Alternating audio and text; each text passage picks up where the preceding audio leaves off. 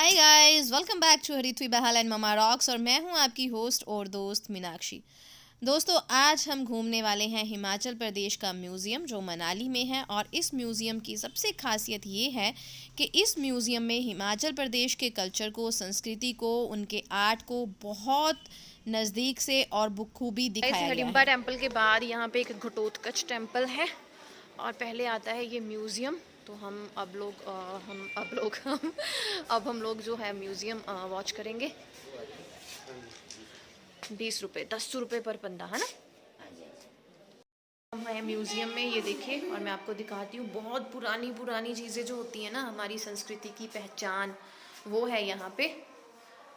और बड़ा सा कप भी है। ओह वाह। सबसे पहले शुरुआत जो होती है ना, ये पुराने बर्तनों से होती हैं। जो पुराने ज़माने में बर्तन घर में खाना बनाने के लिए या और कामों के लिए यूज़ किए जाते थे।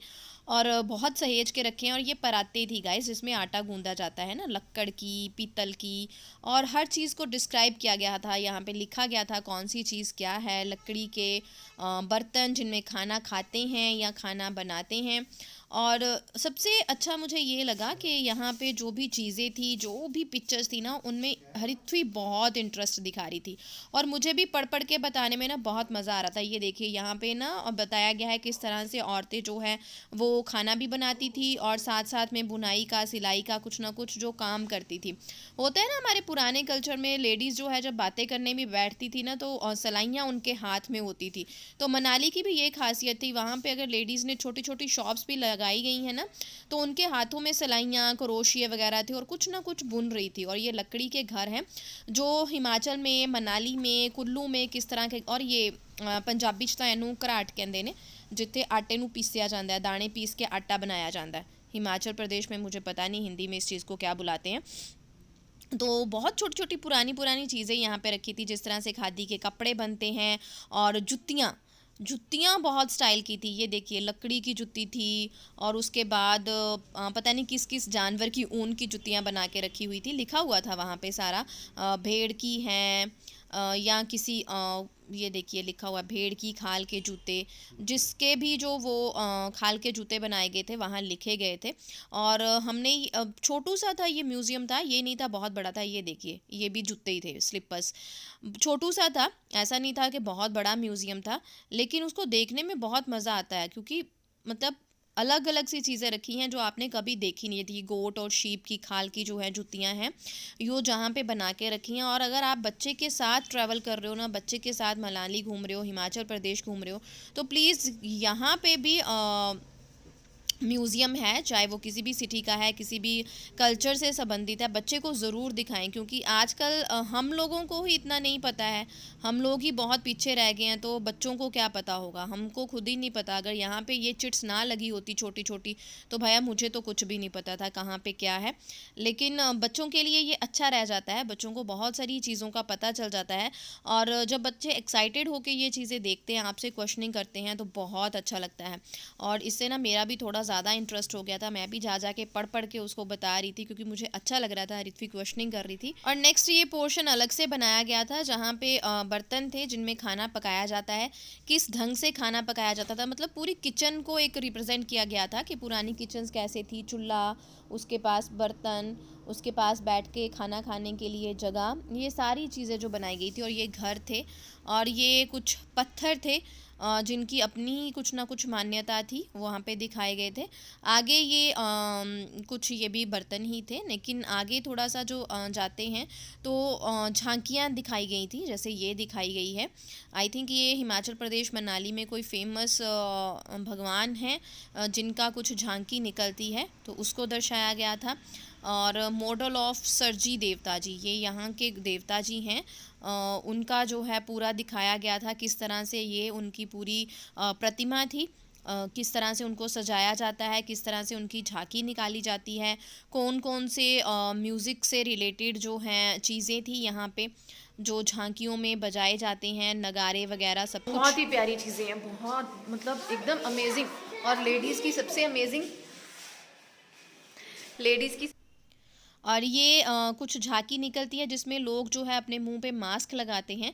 तो किस किस तरह के मास्क जो है वो लगाए जाते हैं, वो सारे मास्क यहाँ पे थे और हरिथ्वी बहुत एक्साइटेड होके ये सब देख रहा था क्योंकि उसको मास्क खुद को बहुत पसंद है। और ये सारी चीज़ों ने ना उसे अपनी तरफ बहुत अट्रैक्ट किया और उसके कारण हम लोग ज़्यादा अट्रैक्ट हुए और हम हर छोटी छोटी चीज़ पढ़ के देख रहे थे।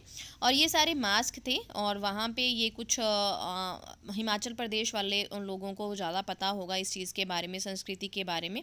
ये उनका कुछ बहुत ही अच्छा सा जो है वो झांकी निकलती है। और ये मेरी फेवरेट चीज़ आ गई थी, पुराने गहने। और ये वाले जो गहने हैं ना, तो पंजाबियों के पास भी ये होते हैं, तबितड़ियाँ टाइप इसको कुछ बोलते हैं। और मैंने ये अपनी नानी के पास देखे हैं।